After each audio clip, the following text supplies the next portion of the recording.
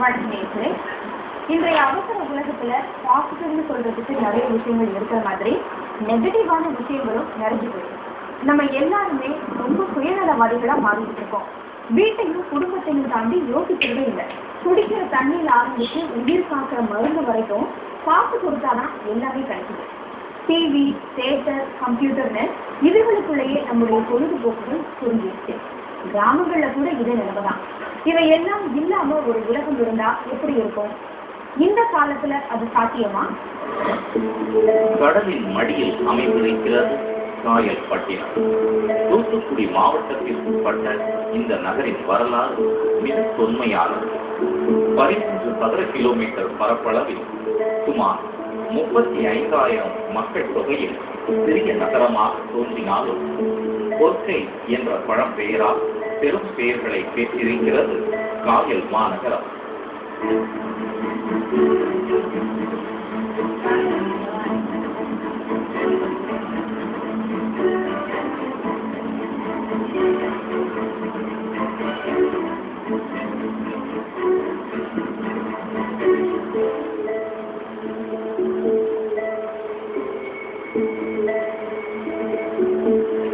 ஏழாம் நூற்றாண்டிலேயே காயல்பட்டினத்திற்கு கிரேக்கத்துடனும் எகிப்துடனும் வாணிப தொடர்பு இருந்ததாக மார்க்கோ போலோவின் பயண குறிப்புகள் சொல்கின்றன. நகருக்குள் நுழையும் யாரையுமே முதல் பார்வையிலேயே ஒருவித பழந்தன்மை ஆக்கிரமிக்கிறது. பகல் வேளையில் கூட பரபரப்பற்ற ஒரு ஊரை காண்பது இந்த காலத்தில் சாத்தியமில்லாதது. கற்றறிந்த ஞானியை போல தீர்க்கமான அமைதியுடன் தான் எப்பொழுதும் காணப்படுகிறது காயல்பட்டினம்.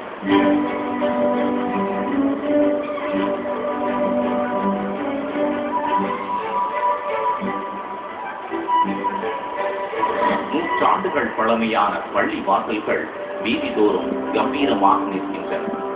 நவீனத்தின் குறியீடுகளாக கட்டடங்களை மட்டுமே பார்க்க முடிகிறது. ஊர் முழுவதும் சுற்றி வந்ததில் காவல் நிலையம் இல்லை, திரையரங்குகள் இல்லை, மதுக்கடைகள் இல்லை, மருத்துவமனைகளும் கல்வி நிறுவனங்களும் திருமண மண்டபங்களும் இலவசமாக இயங்குகின்றன. ஏழைகளுக்கும் பணக்காரருக்கும் எல்லாம் சமமாகவே இருக்கிறது. காயல்பட்டினத்தில் வசிப்போரிடம் நிரந்தரமாக தங்கிவிட்ட நிதானம் ஆச்சரியத்தை உண்டாக்குகிறது. இங்குள்ளவர்கள் எல்லோரையும் நேசிக்கின்றனர். யார் மீதும் வெறுப்பற்றவர்களாக வாழ்கின்றனர். முன்னோர்கள் வகுத்து கொடுத்த வாழ்க்கை முறையிலிருந்து வழுவி விடாமல் மார்க்க நெறிமுறைகளோடு கட்டுக்கோப்பாக கழிகிறது இவர்களது ஒவ்வொரு நாளும்.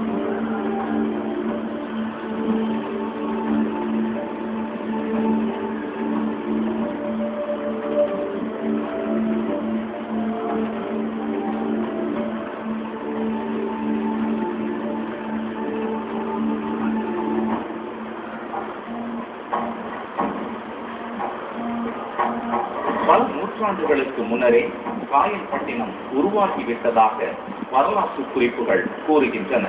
ஏறத்தாழ 1200-1300 வருடங்களுக்கு முன் அரபு நாட்டில் இருந்து அங்குள்ள கொடுங்கோலாட்சிய சான்றோர்கள் மைக்ரேட் ஆகி காயல்பட்டினம் செல்வத்தோடையும்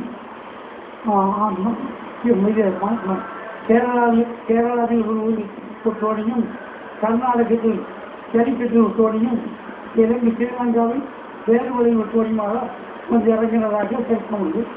முதலாவது வந்து இறங்கு இங்கே பழைய காரியம் இறக்குறதான் அந்த அரபு நாட்டில் வந்தவங்க இறங்காங்க. அரபு நாட்டு வணிகர்கள் இறங்கிலும் வந்தவங்க சுந்தரராஜ பாண்டியனுடைய ஆட்சி நடந்துட்டு இருந்தார். பாண்டிய மன்னன் அவருக்கு ஒரு அஞ்ஞான மன்னன். வந்திருந்த மக்களுடைய நல்ல குணங்களை பார்த்துட்டு இது போதுமா இது ஒரு வசதியான இடம் உங்களுக்கு வேணுமான்னு கேட்டோம்னு வசதியான இடத்தை பார்த்து சொல்லுங்கிற பிறகு பழைய காயிலிருந்து இங்கே ஸ்டார்ட் பண்ணதுக்கு அவர் இடம் ஒதுக்கி கொடுத்தார் பாண்டிய மன்னன். அதோட வந்தது 1100 வருஷமா உருவான ஊரத்தை நீங்க பாக்குறீங்க.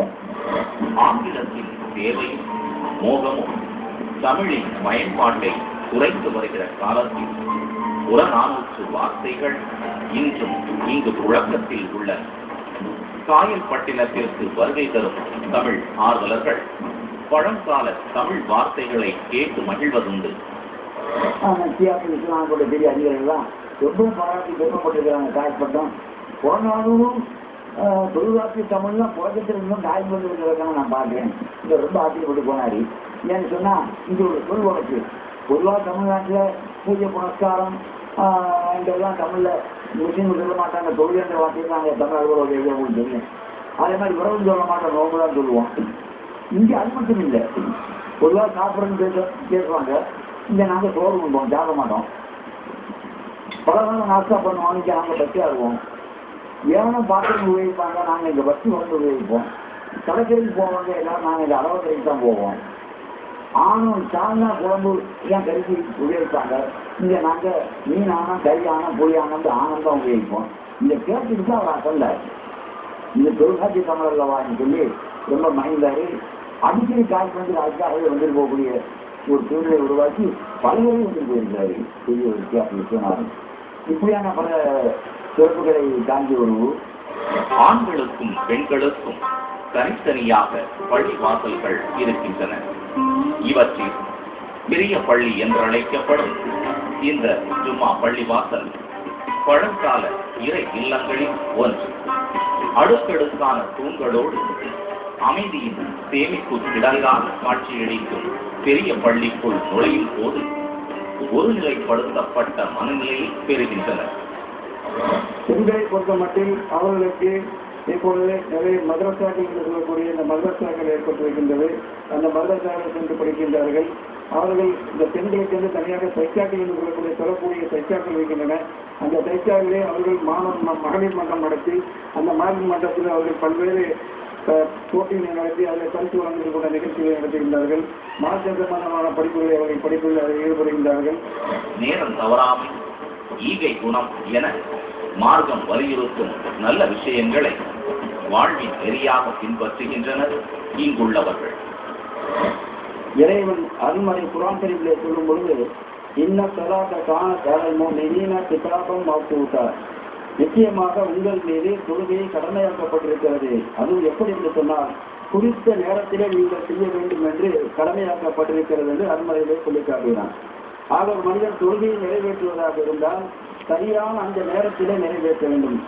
ஒரு நிமிடம் குறித்த நேரத்திற்கு பிந்தி தொழுதாலோ அல்லது ஒரு நிமிடம் குறித்த நேரத்திற்கு முன்னால் செய்தாலோ அந்த வணக்கத்தை அல்லாஹ் இறைவன் ஏற்றுக்கொள்வதில்லை என்பது நமக்கு சொல்லப்பட்டிருக்கிறது. அப்படி யாராவது பிற்படுத்தினார்களேயானால் அவர்கள் இறைவனத்திலே குற்றவாளிகளாக ஆகிறார்கள். அதே போன்று நோன்பு வைக்கும் பொழுது கூட நோன்பை எந்த நேரத்தில் வைக்க வேண்டும், எந்த நேரத்தில் விட வேண்டும் என்று காலம் நிர்ணயிக்கப்பட்டிருக்கிறது. அந்த காலம் நிர்ணயித்திருக்கக்கூடிய காலத்திற்கு முன்பாக ஒருவன் ஒரு வினாடி முன்பாக நோன்பை திறந்து விட்டார் என்று சொன்னால் அந்த முழுவதும் அவன் பிடித்த நோன்பு கூடாமல் ஆகிவிடுகிறது. எனவேதான் செய்யக்கூடிய காரியங்களை உரிய நேரத்திலே செய்ய வேண்டும் என்று நமக்கு இந்த இஸ்லாம் மார்க்கம் வகுத்திருப்பதன் காரணத்தினால் முற்காலத்தில் வாழ்ந்த மக்கள் அந்த நேரத்தை சரியான முறையில் தெரிந்து கொள்வதற்காக வேண்டி சூரியனுடைய ஒளியை வைத்து அந்த நேரத்தை கணிப்பதற்காக வேண்டி இப்படிப்பட்ட ஒரு ஏற்பாடு செய்திருக்கிறார்கள். காயல்பட்டினத்தில் காவல் நிலையம் அமைக்காததற்கும் திரையரங்குகள் கட்டப்படாததற்கும் சுவாரஸ்யமான பின்னணிகள் உள்ளன.